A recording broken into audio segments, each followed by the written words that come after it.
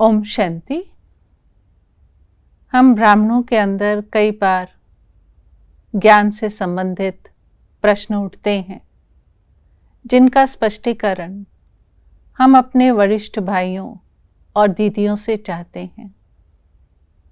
आज स्टूडियो में हमारे साथ ब्रिजमोहन भाई जी, जो एडिशनल सेक्रेटरी जनरल हैं ब्रह्मा कुमारीज के, हमारे साथ हैं, जिनसे हम ज्ञान के प्रश्नों के उत्तर जानेंगे। ओम शांति भाई जी। ओम शांति। भाई जी, हमारा पहला प्रश्न है कि भगवानुवाच है निश्चय बुद्धि विजयंती। फिर भी कई बार निश्चय बुद्धि ब्राह्मण माया से हार जाते हैं, इसका कारण क्या है? ऐसा है, ये जो निश्चय बुद्धि विजयंती कहा गया है, उसमें 4 प्रकार का निश्चय चाहिए। जैसे किसी फाउंडेशन के 4 पिलर हों और आप उसमें से 3 भी पक्के कर लें, चौथा पिलर अगर पक्का नहीं है तो फाउंडेशन पक्की नहीं होती। तो पहला निश्चय जो हम सबको है ही है, वो है भगवान पर निश्चय कि परमात्मा हमारे साथ है, हम उसकी संतान बने हैं, वो सर्वशक्तिवान है। जहाँ सर्वशक्तिवान का साथ है वहाँ विजय है ही। दूसरा निश्चय है कि मैं आत्मा हूँ, मैं आत्मा परमात्मा की संतान हूँ, और संतान होने के नाते जैसे एक पिता की मदद बच्चे को रहती है, वो तो संसारिक बच्चे को रहती है, परम पिता तो जब भी मुझे एक आवश्यकता पड़ेगी तो मैं उनसे शक्ति ले लूँगा। ये निश्चय भी कायम रहना चाहिए। अगर कहीं बीच में मैं कनेक्शन भूल जाऊँ भगवान से, आपको कोई शक्ति दे रहा है लेकिन आपका ध्यान और तरफ है, तो भी निश्चय डगमग हो जाता है। अच्छा, तीसरी बात क्या होती है? सृष्टि नाटक है। तो नाटक जैसे कोई ड्रामा होता है, उसमें हर सीन पर निश्चय होता है। अगर व्यक्ति ड्रामा में किसी कारण से गलत समझने लग जाए, ये ऐसा क्यों हो गया, उसके अंदर प्रश्न चिन्ह आ जाए, तो भी निश्चय डगमग हो जाता है। मान लीजिए रामलीला का नाटक है और उसमें रावण जोर से बोलता है, लक्ष्मण बहुत मीठा बोलते हैं। कोई जाके दर्शक रावण को कहे कि रावण जी आप इतना ज़ोर से क्यों बोल रहे हैं, बच्चे रो रहे हैं, सब लोग डर भयभीत हैं, आप भी लक्ष्मण जी की तरह बोलिए, और वो मान ले तो रामलीला नहीं चल सकती। इस प्रकार से नाटक में भी पूरा निश्चय होना चाहिए। और चौथी बात है कि हमारा ब्राह्मण परिवार है, तो ब्राह्मण परिवार में सारे के सारे पुरुषार्थी हैं संपन्न और संपूर्ण बनने के। तो हर एक की अवस्था में ऊपर नीचे होती रहती है, परिस्थितियाँ परीक्षाएं आती रहती हैं। तो कभी कभी ये हम भूल जाते हैं कि सारे ही एक लक्ष्य की ओर लगे हुए हैं। मैं अपना ध्यान रखूं, उसकी बजाय हम किसी दूसरे ब्राह्मण की अवस्था को देख करके ऐसे क्यों कर रहा है, तो उसमें आ जाते हैं। तो उसमें भी निश्चय होना चाहिए। तो ये चारों अगर पिलर मजबूत होंगे तो अवश्य ही हम हर बात में विजयी होंगे। तो अर्थात हमें ये चारों बातों को, अगर कभी भी हमें सफलता नहीं मिल रही, चाहे सौ पुरुषार्थ या सेवा में, तो हमें इन चारों में से चेक करना है कि कौन सा मेरा पिलर वीक है और उसको ठीक करना है। बल्कि हमें पहले से चारों का अटेंशन रखना है ताकि इसकी नौबत ही ना आए। जी जी भाई साहब, एक और प्रश्न हमारे सामने आया है। बाबा कहते हैं बच्चे अंत मते सो गति। तो अगर हम अंतिम पेपर या अचानक की परीक्षा में 1 सेकंड में पास होना चाहते हैं, तो ज्ञान की कौन सी बात हमेशा स्मृति में रखनी चाहिए? देखिए, कोई भी परीक्षा होती है तो उसमें लास्ट दिन कोई समझे कि मैं पढ़ाई करके परीक्षा को पास कर लूँगा, ऐसा नहीं होता। वो जो सारा समय उसका पढ़ाई में होता है, उसमें पूरा ध्यान करके एक तो पढ़ाई को पढ़े, फिर उसका अभ्यास करे, तब अंत समय जो कुछ उसकी स्टेज बनती है उसी अनुसार उसकी अंतिम घड़ी आती है जी। अब अंत का मतलब होता है अचानक। अब अचानक कुछ आ जाए तो उसके लिए हमें एवर रेडी, भगवान ने बताया कि मेरी श्री माता के अचानक का सामना करने के लिए या अचानक की तैयारी करने के लिए हमें एवर रेडी रहना है। पता नहीं किस वक्त वो परीक्षा आ जाए। तो अब हमें ये देखना है कि हमारे जीवन का लक्ष्य क्या है। तो हमारे जीवन का लक्ष्य क्या है कि अपनी आत्मा में जो कमी कमजोरियां विकार आए हुए हैं उनको हमने दूर करना है और उसकी जगह पर अपने अंदर हमें सद्गुण, दैवी शक्तियां और ज्ञान भरना है। तो अगर हम इस पर लगातार ध्यान देंगे तो अंत घड़ी आएगी तो वो हम उसमें सफल हो जाएंगे। जैसे स्कूल कॉलेज में भी आप जानते हैं 1 वर्ष की परीक्षा होती है फाइनल, उससे पहले 3 महीने की, 6 महीने की, 9 महीने की परीक्षा होती है। यहाँ भगवान कहते हैं कि इस 1 साल का भी फाइनल नहीं है, कभी भी आपके अंतिम घड़ी आ सकती है। इसलिए हमें एवर रेडी रहना है। तो हर वक्त हमें ये ध्यान रखना है कि हम दैवी गुणों की धारणा को करें और उस पर ध्यान रखें और कोई अवगुण बीच में ना आने दें। तो इससे हमें अंतिम घड़ी हमारी सुहाली हो जाती है। तो उस समय फिर अंत में ऑटोमेटिकली हमें बाबा की याद रहेगी, जिसको जैसे गीता में भी कहा है कि नष्टो मोहा स्मृति लब्धा। तो हम उस स्टेज पर पहुंच जाएंगे।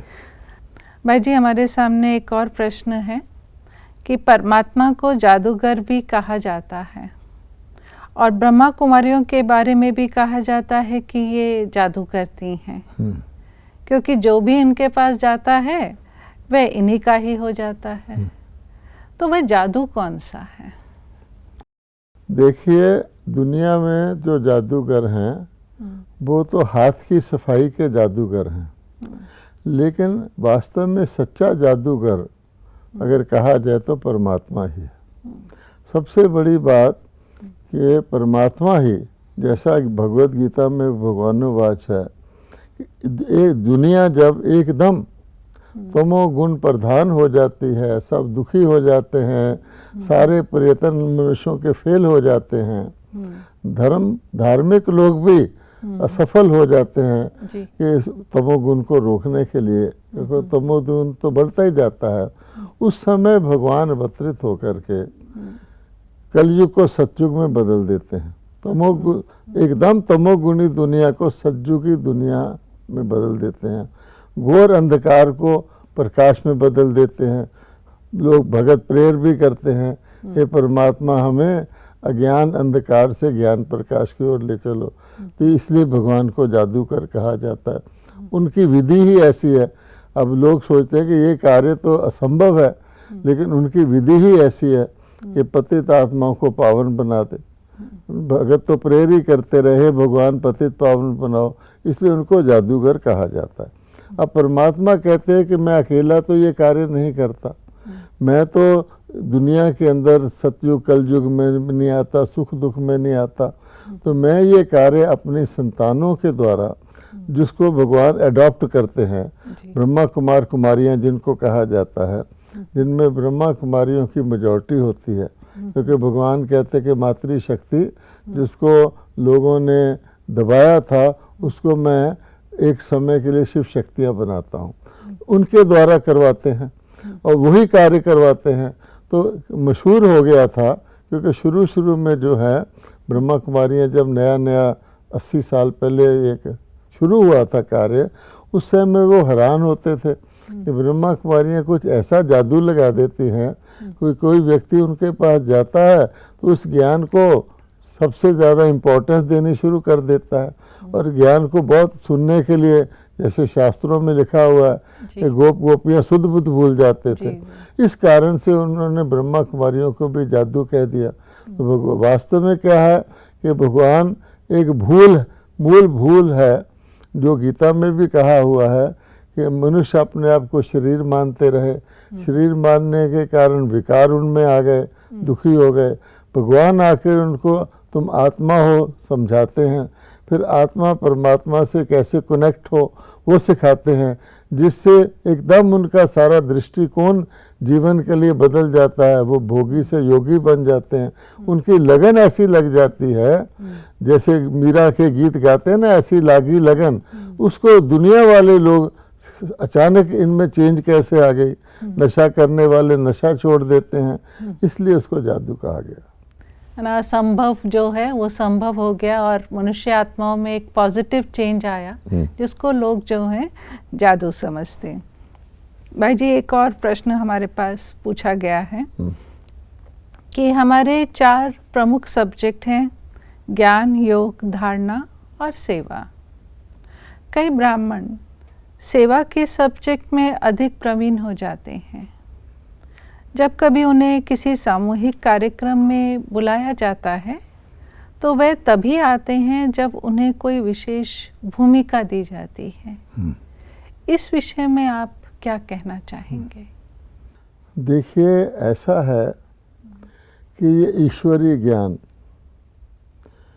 इतना न्यारा और प्यारा है सारी दुनिया से कि किसी भी व्यक्ति को जब सुनाया जाता है, जब हम खुद भी हमने जब पहली बार सुना तो ये एक बहुत ही विचित्र सी चीज़ लगती है, और फिर भगवान उसको हमारे जीवन में धारण भी करवा देते हैं।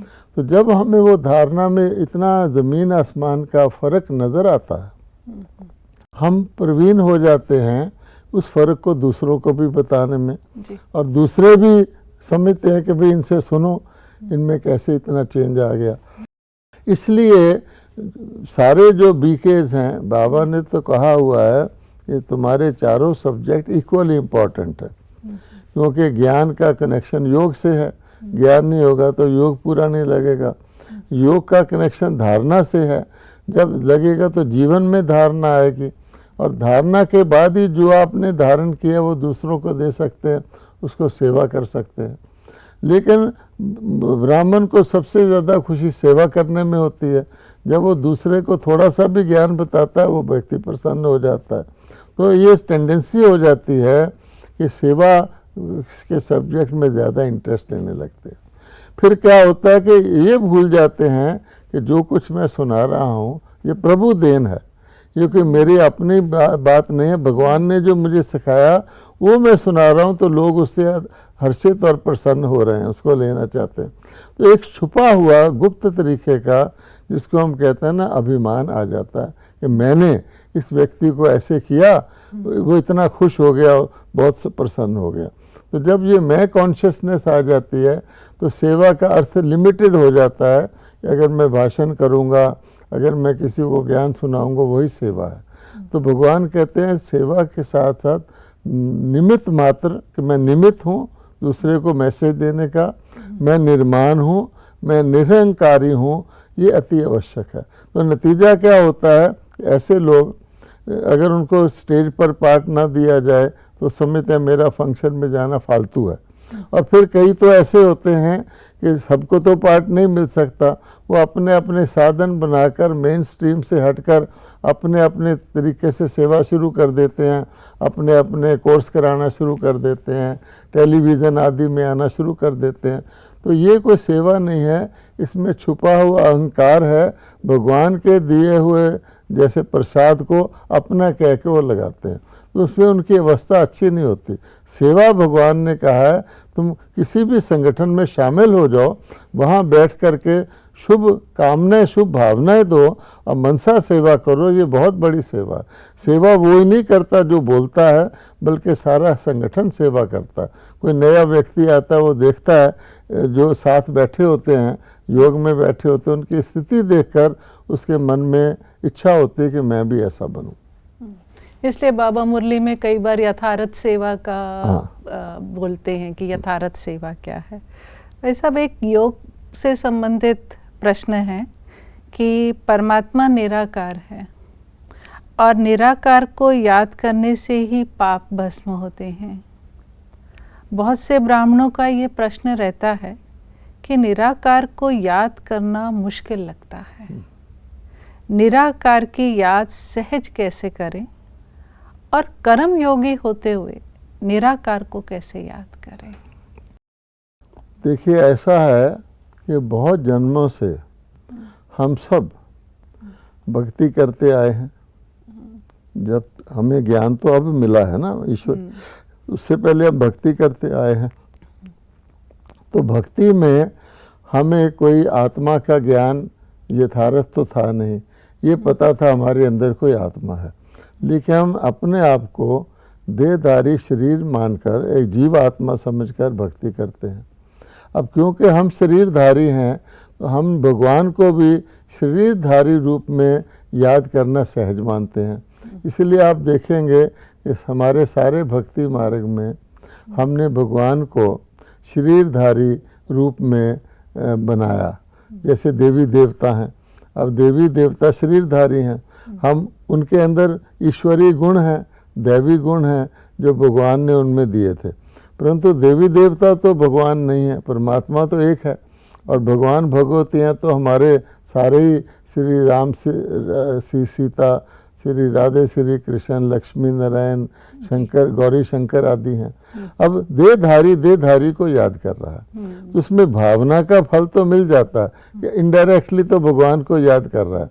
आगे चलें तो एक और भी बात हो गई कि भगवान को सब जगह मानने लग गए हैं। तो वो समझते कि सब जगह है तो उसका मतलब हुआ कि उसका तो कोई शरीर ही नहीं है, कोई आकार ही नहीं, हम कैसे याद करेंगे।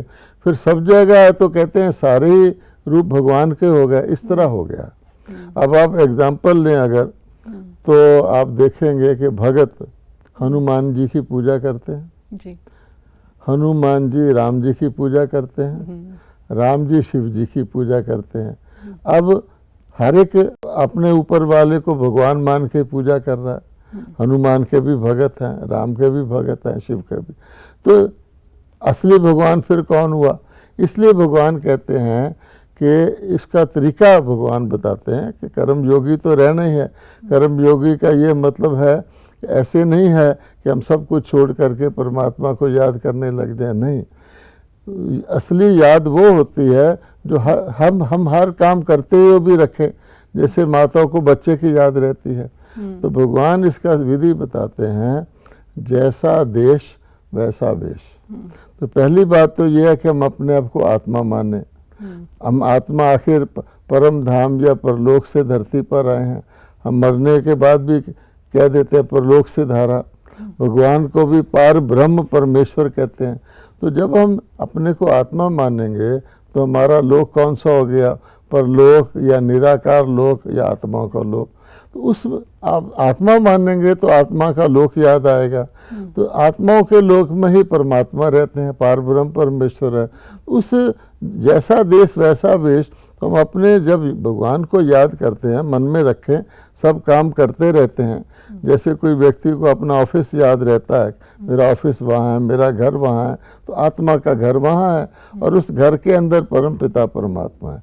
तो निराकार रूप अपने को मन में याद रखने के, क्योंकि बहुत जन्मों से हम बॉडी कॉन्शियस हो गए हैं, हम अपने आप को शरीर ही मानते हैं। समझते भी हैं कि शरीर छोड़कर अगले जन्म में तो आत्मा ही जाती है। अगर हम मुक्ति भी चाहते हैं तो मुक्ति में आत्मा जाएगी, शरीर थोड़ी जाएगा। इसका अभ्यास करना होता है। तो मेन अभ्यास हमें करना है आत्मा अभिमानी का। और उसमें अगर हम जैसे बाबा कहते हैं 1-1 घंटे में मिनी मेडिटेशन, 1 मिनट मेडिटेशन करें, निराकारी स्थिति में स्थित हों, तो वो हमें हेल्प ये भी एक प्रैक्टिस के लिए है। अदरवाइज इसको भी हम कहेंगे अगर 1 मिनट की प्रैक्टिस करते, उससे पहले मेरा योग नहीं था। इसलिए जो सदाकालिक चीज़ होती है वो स्वाभाविक होती है। हम ये अभ्यास करें, मैं अशरीरी आत्मा हूँ, मैं विदेही हूँ, तो उससे हमको ये स्थिति स्वाभाविक हो जाएगी। भाई जी, एक लास्ट प्रश्न है कि आजकल कई बीके भाई बहनें ऑनलाइन मुरली सुनते हैं, जबकि वे सेवा केंद्र पर आ सकते हैं।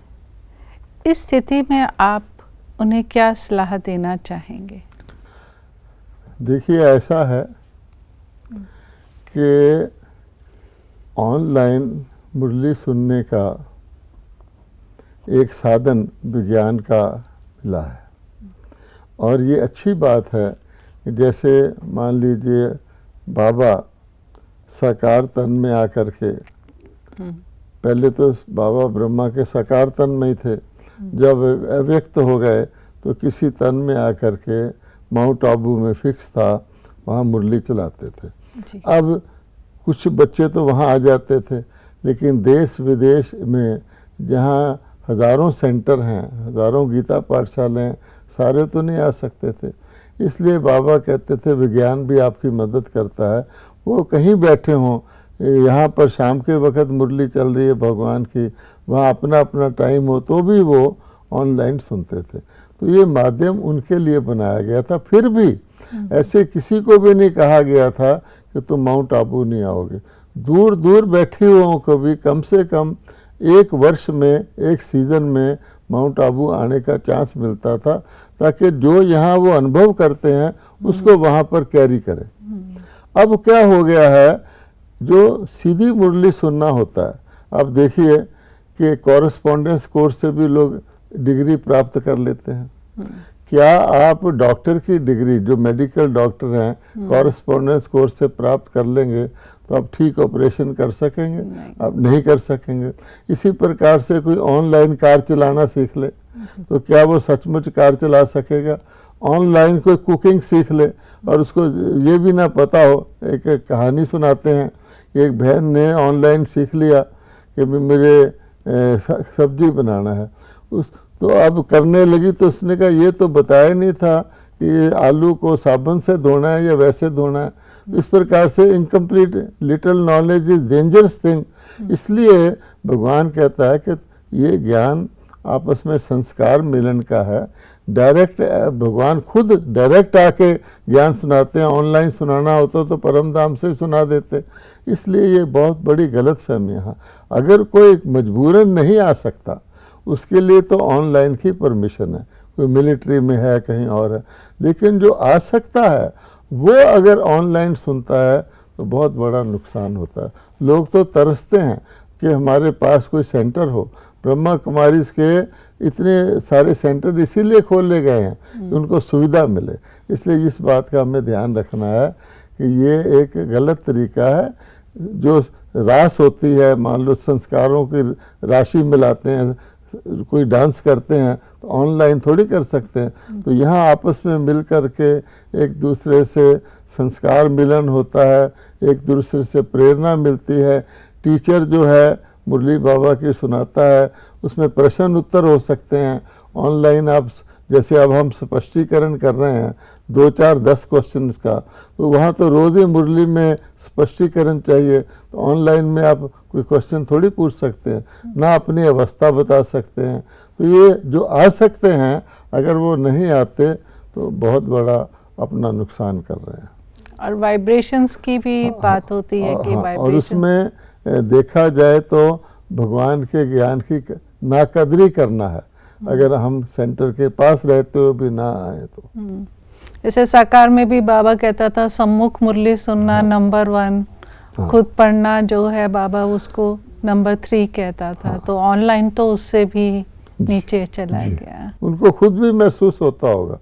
फिर भी कभी वो सेंटर में आते होंगे, ऐसे लोग हैं कि थर्सडे को गुरुवार भोग के दिन आ जाते हैं तो फर्क महसूस करते हैं।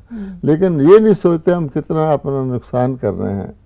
एक बारी कल्प में भगवान आके मुरली सुनाते हैं, वो इतनी दूर से आते हैं भगवान सुनाने, और हम समीप में रहकर नहीं सुनने आ सकते। और ऑनलाइन में आप जानते हैं कि व्यक्ति ठीक तरह स्टूडेंट होके नहीं बैठता, लेटा हुआ है, खा भी रहा है और तरफ ध्यान भी कर रहा है, सुन भी रहा है, तो अटेंशन भी नहीं रहता। प्रश्न और भी हैं, लेकिन अभी समय की सीमा को देखते हुए हम यहीं समाप्त करेंगे। अगर आपके मन में भी कोई प्रश्न है तो आप 9650692204 9650692204 नंबर पर व्हाट्सएप कर सकते हैं। हम भाई साहब का धन्यवाद करते और आप सबका भी हमारे साथ जुड़ने के लिए धन्यवाद। ओम शांति।